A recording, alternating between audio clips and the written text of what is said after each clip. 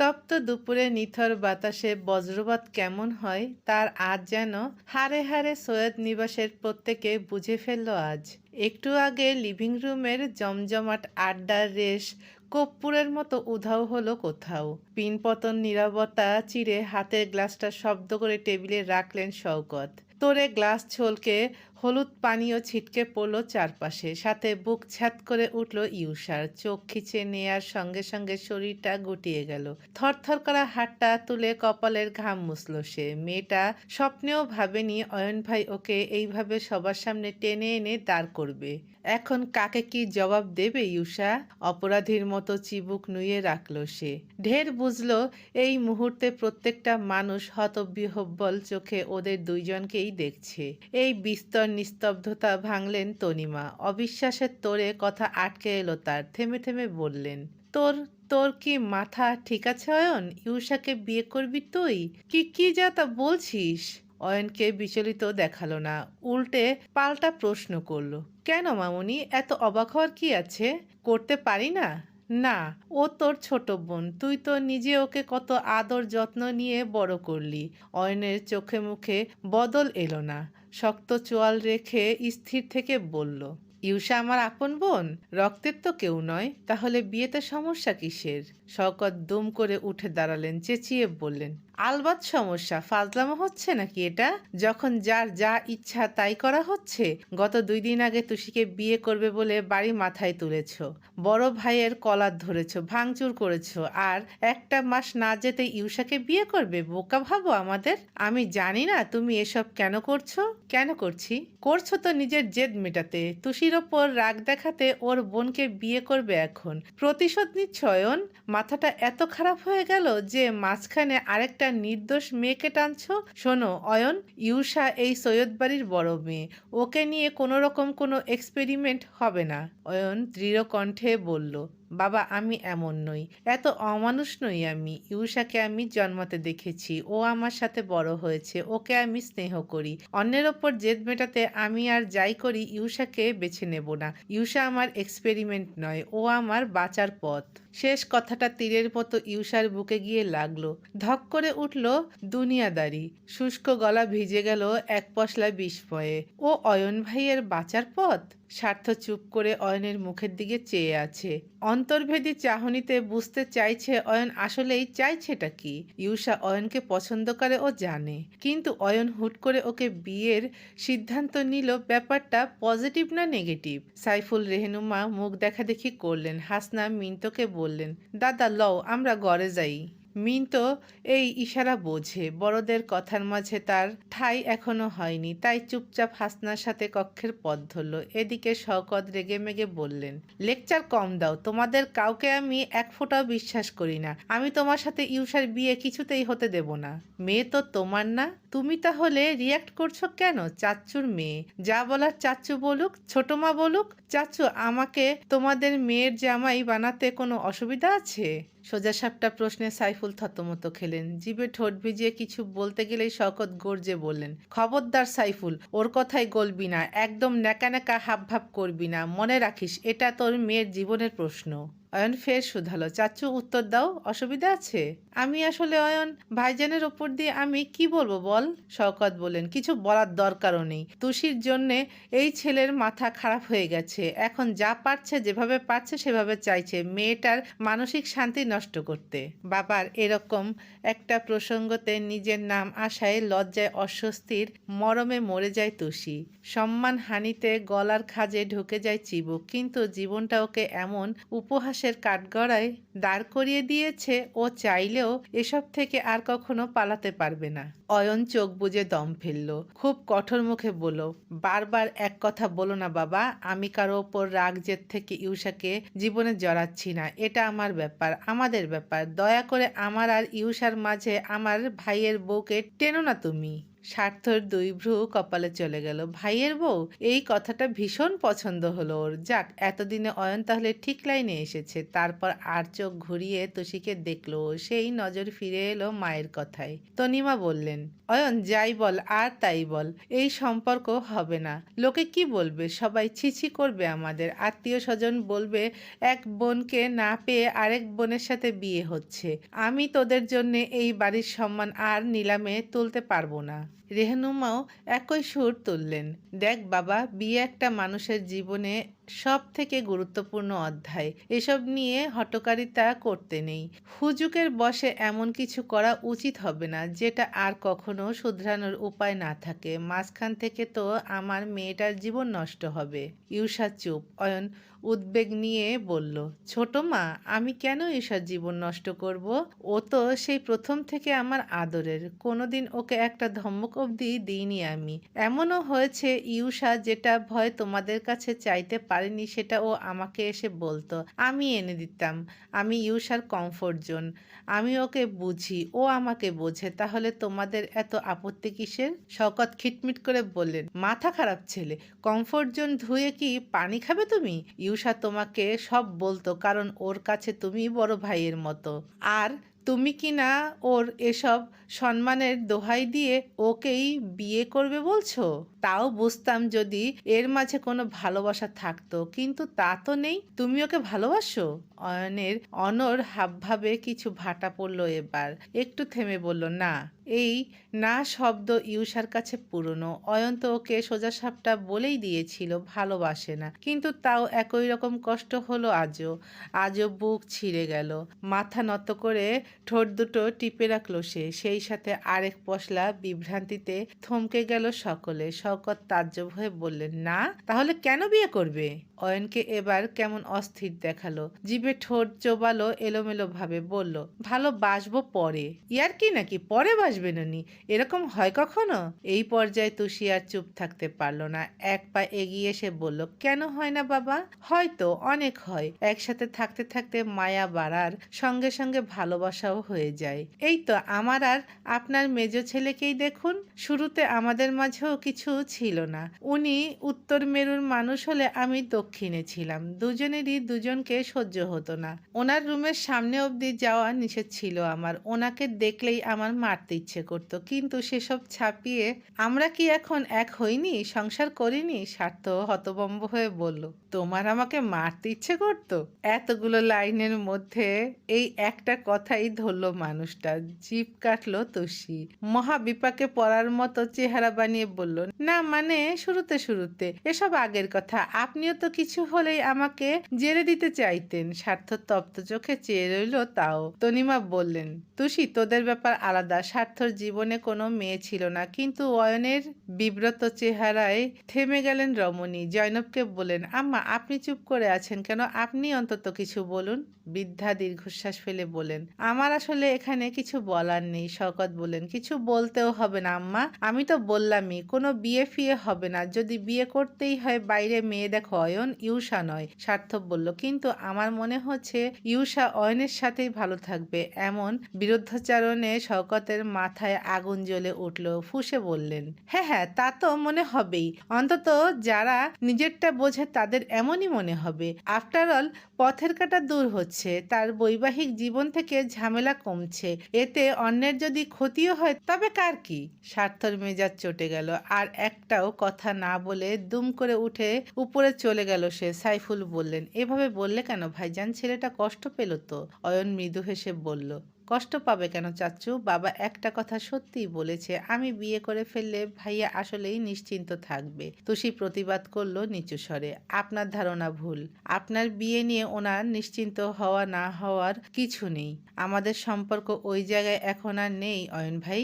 উনি নিজের স্বার্থের জন্য আপনার হয়ে কথা বলেননি। উনি সবসময় আপনার ভালো চান, চেয়ে এসেছেন।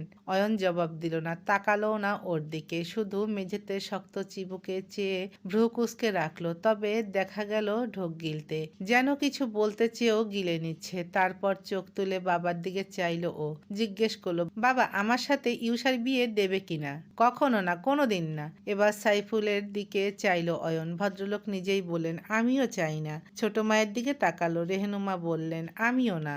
জয়নব চুপ, যেন পণ করেছেন মুখ খুলবেন না। তনিমা রীতিমতো এসে ইউসার বা হাতটা ধরে টানলেন, চাইলেন ছেলের থেকে ছাড়াতে, তবে এইবার জায়গা থেকে নড়ল না ইউসা। পাথর হয়ে এক জায়গায় গেড়ে রইল সে। তনিমা জোর খাটালেন, ভাবলেন অয়ন ধরে আছে, বললেন, অয়ন ওর হাত ছাড়। ও উত্তর দেবার আগেই ইউসা আনত থেকেই বলল, না বড়মা, অয়ন ভাই ছাড়লেও আমি ওনার হাত ছাড়বো না। হতবুদ্ধি হয়ে গেলেন তিনি। একটু দম নিল ইউসা, নিচু স্বরে বলল, আব্বু আমিও অয়ন ভাইকে বিয়ে করতে চাই। সকলে নির্বাক, স্তব্ধ হয়ে পড়ল। শওকত ধমকে বললেন, ইউসা তোরও কি মাথা বিগড়ে গেছে? এই পাগলের পাগলামিতে সায় দিচ্ছিস কেন? ইউসার ঠোঁটজোড়া তিরতির করে উঠল, যেন কিছু বলতে চেয়েও আটকালো গলায়। জয়নব ফোঁস করে শ্বাস ফেলে বললেন, ইউসার মাথা বিগড়ায়নি শওকত, তোমরা কি ওর মনের খবর জানো? ও অয়নকে পছন্দ করে। চমকে উঠল সবাই। ইউসার নিজেও ভরকে গেল কিছুটা। দিদুন জানল কি করে? অয়নের দিকে চাইল ও, তার চোখেও একই রকম প্রশ্ন। যা দেখে স্পষ্ট সে কিছু বলেনি। সাইফুল স্তম্ভিত আওড়ালো, কি কি বলছো আম্মা? হ্যাঁ, আমাকে স্বার্থ দাদুভাই বলেছে। ভীষণ বিস্ময়ে চোখ প্রকট করলো তোষি। বিড়বিড় করে বলল, বিটকেলটা জানে এসব? আমাকে তো কখনো কিছু বলেনি। শওকত তনিমা এক পল দেখলেন নিজেদের। সাইফুল রেহনুমার সঙ্গে দফায় দফায় তাদের মুখ চাওয়াচাওয়ি চলল। ছেলে মেয়ের এই কাণ্ডে কিছুক্ষণের জন্য চারজনেই থম মেরে গেলেন। শেষে পুরুষরে শুধালেন রেহনুমা, ইউসা দিদুন যা বলছে সত্যি? ইউসা জিভে শুষ্ক ঠোঁট ভেজালো, বুকে সাহস এনে বলল, সত্যি। ও তুষিকে পছন্দ করে জেনেও তুই? মেয়েটা কথা টেনে নিল, নিস্পন্দ নয়নে বলল, না মা, এই পছন্দ তো নতুন নয়, গত 5 বছরের গল্প এটা। একচোট বিস্ফোরণে ধরণী কেঁপে উঠল। তনিমার হাত থেকে ইউসার হাতটা ছুটে গেল সহসা। অস্ফুটে বলল, 5 বছর? ইউসার চোখ থেকে 2 লাইন গাঢ় জল 2 গালে এসে নামলো। অয়নের ধরে রাখা হাতের দিকে অকুল নয়নে চাইল এক পল। দৃষ্টি ভরে ঝাপসা লাগলো সব। জড়তা আর সংকোচে নিংড়ে এলো কণ্ঠস্বর, কিন্তু আজ যে নিজেকে লুকালে চলবে না। অয়ন ভাইয়ের পাশে দাঁড়াতে হবে তো, না হলে এই যুদ্ধে অয়ন ভাই একা জিতবেন কি করে? ইউসা কান্না ঠেলে বলল, যখন থেকে বুঝতে শিখেছিলাম ভালোবাসা কি, তখন থেকে অয়ন ভাইকে পছন্দ করতাম। পছন্দ বললে ভুল হবে, আমি অয়ন ভাইকে ভালোবাসি মা। অয়ন চোখ বুজে নিল, খুলল ভীষণ ক্লান্তভাবে। রেহনুমা বিমূঢ় বনে বললেন, কি?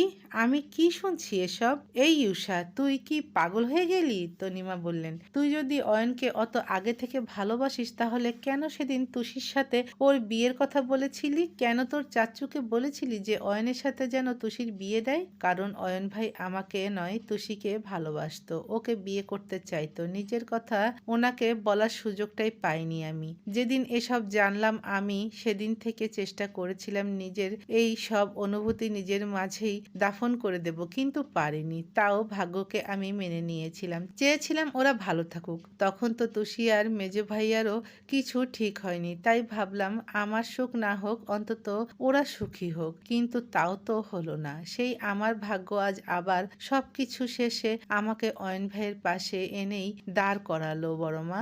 বারবার আমি এখান থেকে পালাবো কি করে বলো তো? শওকত বললেন, ইউসামা, তুই অন্তত বাচ্চামো করিস না, ওর সাথে তুই সুখী হবি না কখনো। ইউসার ঠোঁট ভেঙে এলো কান্নায়। দীর্ঘশ্বাস মিটিয়ে বলল, না হলাম, আমার তা নিয়ে কোনো আফসোস নেই। অয়ন ভাই তো বলল আমি তার বাঁচার পথ, মরার আগ অব্দি আমি না হয় সেই পথ ধরেই থাকবো। সারা জীবন অয়ন ভাই আমার পাশে থাকবে, এইটুকু সুখ, এইটুকু শান্তি অন্তত পাবো তাতে। নিষ্প্রভ দৃষ্টি নামিয়ে অয়ন পাশ ফিরে চাইল এইবার। বিস্ময়াভিভূত সেই চাহনি। ইউসার গাল গলা বুক ভিজে যাচ্ছে। মেয়েটা বুঝতেও পারলো না এখনই কত দামি একটা কথা বলে ফেলেছে ও। রেহনুমা অতিষ্ঠ হয়ে বললেন, ইউসা এত বড় হয়ে যাসনি কিন্তু, জীবন একটা লম্বা সফর, বাবা বাবা মা সারা জীবন থাকবে না জেনে বুঝে আগুনে ঝাঁপ দিবি? অয়নের খারাপ লাগলো কথাটাই, কাষ্ঠ হেসে বলল, শুধুমাত্র তোমার ছোট মেয়েকে ভালোবেসেছিলাম বলে আমাকে আজ আগুনের সাথে তুলনা দিচ্ছ ছোট মা? কেন, মানুষ কি তার অতীত থেকে বেরিয়ে ভবিষ্যতে যেতে পারে না? সব ভুলে আবার বাঁচতে চাইতে পারে না? আমিও তাই চাইছি। ইউসাও সাবালিকা, তাহলে তোমাদের এত অসুবিধা কোথায়? শওকত দুই হাত তুলে বললেন, অনেক হয়েছে, আর না, আর একটা কথাও এখানে খরচ করব না আমি। সাইফুল, তোর মেয়েও একই পথের পথিক, কাকে কি বোঝাবো আমরা? আমরা এ বাড়িতে আছি বা কেন? ছেলে মেয়ে যা মন চায় তাই করছে, তাই বলছে। জয়নব বললেন, ইউসা দ্বিতীয়বার ভাবো। আমি আর ভাববো না দিদুন, আর না। কেউ একজন আমাকে বলেছিল life is not a calculator. সত্যিই তো, জন্ম মৃত্যু বিয়ে এসব কি ক্যালকুলেটিং করে হয়? এসব তো আগে থেকেই ঠিক করা থাকে। আমি যতই ভাববো আমার ভাগ্য কি বদলাবে? এই কথার আর জবাব এলো না। প্রত্যেকের চোখ মুখে বিষণ্ণতার সাথে পরাজয়ের বিশদ একটা চিহ্ন বসে গেল। এমন ভয়ানক নীরবতা এই ঘরে আগে কখনো নেমেছে? অয়ন বলল, তাহলে বিয়ের আয়োজন করি বাবা। শওকত নাক কুঁচকে চাইলেন, আশ্চর্য, আমরা তো হ্যাঁই বলিনি, তোমার এত তাড়া কেন? কারণ তো একটা আছেই। চাচু, তুমি বরং কালই কোনো সেন্টারে কথা বলো, বুকিং দাও। আমাদের যত দূর থেকে দূরের আত্মীয় সবাইকে ইনভাইট করবে। আমি ধুমধাম করে ইউসাকে বিয়ে করব, আর অবশ্যই বিয়ের সব খরচ আমার। অয়ন বলল না, যেন ঘোষণা দিল। তারপর এতক্ষণে ছাড়লো ইউসার হাতটা। পাশ কাটিয়ে যাওয়ার সময় আরেকবার চাইলো ওর দিকে। এরপর লম্বা লম্বা পা ফেলে ঘরের পথ ধরল সে। রেহনুমা মেয়ের কাছে এসে মাথায় হাত রাখলেন, বললেন, আবার ভেবে দেখ। ইউসা অটল চিত্তে চুপ করে রইল। হতাশ বিরস শ্বাস বুকে চেপে চলে গেলেন রমণী। তনিমা জায়ের পিছু নিলেন। আস্তে ধীরে বসার ঘর ফাঁকা হয়ে গেল। জয়নবও দাঁড়ালেন না। খাখা ঘর ইউসার সব শক্তি শুষে নিয়ে যায়। ধপ করে মেঝেতে বসে পড়ল মেয়েটা। মাথা এলিয়ে দিল কাঠের আসবাবের সাথে। বিয়ে তো হবে, কিন্তু ভবিষ্যৎ আছে এর? অয়ন ভাই কি আদৌ পারবে ওকে স্ত্রী হিসেবে ভালোবাসতে? পারবে না। ভালোবাসা এত সহজ নয়। কিন্তু তাও ইউসা এই বিষ খেতে চাইলো। অয়ন ভাই ওর স্বামী হবে, কাগজে কলমে লেখা থাকবে নওরিন নাজ ইউসা তার স্বামী। এইটুকু বেঁচে থাকতে যথেষ্ট ওর কাছে। চোখে জলের তোড়ে সমুদ্র বয়ে যাওয়ার মাঝে ইউসা টের পেল কেউ একজন হাঁটু গেড়ে পাশে এসে বসেছে। ও জানে এটাকে। নরম নয়নে পাশ ফিরল, চোখে পানি নিয়ে মৃদু হাসল তুষি। ভেজা অথচ স্ফূর্ত কণ্ঠে বলল, কনচুলেশন। কান্নার মাঝেই হেসে ফেলল ইউসা, শুধরে দিল, কংগ্রাচুলেশনস। তারপর হাত বাড়াতেই তুষি দুই হাতে জাপটে ধরল ওকে। ইউসা ঝরঝর করে কেঁদে উঠল সহসা। বোনের বুকে মুখ লুকিয়ে হু হু করে বলল, আমি শেষমেশ অয়ন ভাইকে পাবো তুষি, শেষমেশ অয়ন ভাই আমার হবে। খাঁজ কাটা মেটাল বিনে দাউ দাউ করে আগুন জ্বলছে। ধোঁয়াগুলো বারান্দা থেকে চলে যাচ্ছে বাইরে। বিনের সামনে মূর্তির ন্যায় দাঁড়িয়ে আছে অয়ন। ছোট কালো মেমোরি কার্ডটা হাতের মধ্যে ঘুরিয়ে হঠাৎই সেই আগুনের মধ্যে ছুঁড়ে ফেলল সে। এরপর বা হাতের দামি ফোনটাও ফেলল সেথায়। একে একে বেনারসি শেরওয়ানি আর মেয়েলি সব জিনিসপত্র ওই আগুনের মাঝে দিয়ে দিল অয়ন। রাখল না তুষির জন্যে ও যা কিনেছিল। যেখানে তুষির ছবি ছিল সব আজ স্বেচ্ছায় অয়ন পুড়তে দিল এখানে। তারপর আরাম করে আসন দিয়ে বিনের পাশে বসল অয়ন, খুব কাছাকাছি, যেখান থেকে ওই তপ্ত অনলের আঁচ পাওয়া যায়। কিছুক্ষণ চেয়ে রইল আগুনের শিখার দিকে। হুট করে ঠোঁট টেনে হাসল অয়ন, নিস্তেজ হাসি। বলল, আমি ভাবতাম ভালোবাসা মানে শুধু চাওয়া, শুধু ধরা, শুধু হার না মানা। কিন্তু আজ বুঝলাম ভালোবাসা কখনো কখনো কাউকে ছেড়ে দেওয়া, আর কখনো নিজেকে সরিয়ে নেয় সবকিছু থেকে। একটু দম নেয় অয়ন, বলে, আমি তোমায় কেন পাইনি জানো তুষি? কারণ যেদিন থেকে আমি তোমায় চেয়েছিলাম তারও বহু আগ থেকে একজন আমাকে চেয়ে বসে আছে। আমি তোমায় যতটা ভালোবেসেছি তার চেয়েও হাজার গুণ বেশি ভালো অন্য কেউ আমাকে বেসেছে। নীরবে ধৈর্যে অপেক্ষায় সে চেয়েছে আমাকে। অথচ তোমার প্রেমে ঝুঁকতে গিয়ে নিজের প্রতি বিলিয়ে রাখা এই প্রেম আমি দেখতেই পাইনি। অয়ন দুই হাতের ভরে পেছনে হেলে মাথা তুলে ছাদের দিকে চাইল, শ্বাস নিল দুদণ্ড, কার্নিশ ছুঁয়ে যাওয়া জল নিয়ে বলল, তুমি যে হাসিতে আমাকে হারিয়ে দিয়েছিলে, যে চোখে আমাকে আটকে রেখেছিলে, যে অনীহার ছোঁয়ায় আমাকে বেঁধে ফেলেছিলে, আজ সেই সব আমি আগুনে ছেড়ে দিলাম। আগুনটা একটু ফেটে উঠল, তখন শব্দ হলো অল্প। কাপড় পোড়া গন্ধে অয়ন বুক ভিজিয়ে বলল, না, তোমাকে ঘৃণা করে নয়, বরং তোমাকে খুব ভালোবেসে শেষবারের মতো মুক্ত করে দিচ্ছি। আসলে কিছু মানুষকে ভালোবাসা যায়, পাগলের মতো চাওয়া যায়, কিন্তু তাকে মনের ভিতর জিয়ে রেখে নিজের ধ্বংস দেখা যায় না। অয়ন উড়ন্ত ধোঁয়ায় চেয়ে বলল, যাও তুষি, উড়ে যাও, আমার থেকে দূরে যাও, এই মন থেকে সরে যাও, আমার স্মৃতি থেকে মরে যাও, সারা জীবনের জন্য পুড়ে যাও আমার সব শূন্যতা নিয়ে। তুষি ঘরে এসে দেখলো স্বার্থ শাওয়ার নিয়েছে, ভীষণ গম্ভীর মুখ। ও বুঝলো বাবার কথায় দুঃখ পেয়েছে মানুষটা। অমনি নিজের ঠোঁটে হাসি টেনে ছুটে এলো সে। আচমকা ঝড়ের মতো বুকের উপর ভারী কিছু পড়ায় একটু চমকালো স্বার্থ। ডাকলো মোলায়েম স্বরে, তুষি। তুষি মুখ তুলে চায়, থুতনি ঠেকায় স্বার্থর নগ্ন ভেজা বুকে, প্রফুল্ল চোখে বলে, আমি আজকে খুব খুশি জানেন, ইউষার জন্যে। ও মাথা ঝাঁকিয়ে বোঝালো হ্যাঁ। বলল, আপনি জানেন ইউষা কত আগে থেকে অয়ন ভাইকে ভালোবাসতো? ওর পরীক্ষার সময় নাকি অনেক জ্বর হয়েছিল, আর অয়ন ভাই ওকে কোলে করে পরীক্ষা দিতে নিয়ে গেছিল। সেই সময় থেকে ও ও অবাক হননি? না।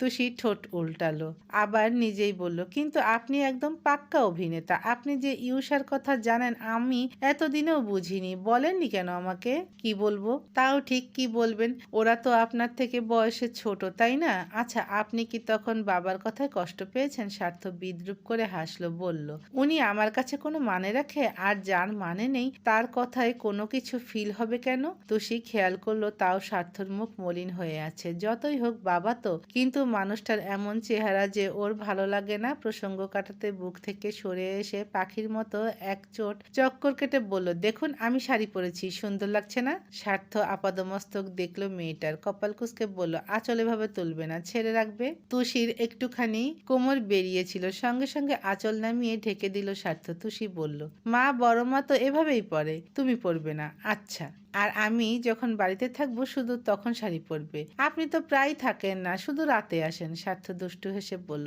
আমার কাজই তো রাতে। তুষি বোঝেনি, তাই ফুরফুরে ভঙ্গিতে হাসলো, চোখ দুটো নেড়ে নেড়ে বলল, আমার আজ এত আনন্দ হচ্ছে, অবশেষে ইউষা ওর অয়ন ভাইকে পাবে। উফ, সামনে ওদের বিয়ে, আমার একমাত্র বোনের বিয়ে। আমি সাজবো, গুজবো, নাচবো, লাফাবো। স্বার্থ ঠোঁট কামড়ে তুষির উচ্ছ্বাস দেখছিল, সরু চোখে বলল, লাফাবেন? এর মানে আপনি সুস্থ? একদম। আমি কি অসুস্থ নাকি? 2 মিনিটেই খট করে শব্দ হলো পেছনে। তুষি ঘুরে দেখলো স্বার্থর দরজা ছিটকিনি তুলে দিয়েছে। একটু ভরকে গেল মেয়েটা, জিজ্ঞেস করলো, কি হলো? স্বার্থ এগিয়ে আসে, ঘাড়ের ভেজা তোয়ালে মেঝেতে ফেলে দেয়, সুইচ বোর্ডে হাত দিয়ে বলে, আলোটা জ্বালাচ্ছে, বন্ধ করে দেই? তুষি হানা বলার আগেই অন্ধকারে মেখে গেল ঘর। মেয়েটা বুঝে ফেল স্বামীর ভেতরের কথা, চেহারার রং বদলে গেল অমনি। ওই তিমিরেই তার মেয়েলি শরীরে দুটো উষ্ণ হাত পড়ল তখন। অমনি হাওয়ায় ভাসল তুষি, পরপর মাথা ঠেকলো তুলতুলে বালিশে। খোলা জানালা হতে ফুটোফুটি করে আসা জ্যোৎস্নায় তুষি ছটফটিয়ে বলল, আমি কিন্তু এবার হাসপাতালে যাব না। স্বার্থ হেসে ফেলল, নিস্তব্ধ নীরব ঘরে হাসিটা শোনালো জোরে সোরে। কেন? সেদিন তো বললে মোটেও না। ওটা তো আপনার মন ভালো করতে বলেছিলাম। আমি কিন্তু সত্যি এবার যাই হয়ে যাক হাসপাতালে যাব না। স্বার্থের অন্তরঙ্গতা বাড়ল, ফিস ফিস করে বলল, যেতে হবে না, আইল কিপ কন্ট্রোল দিস টাইম।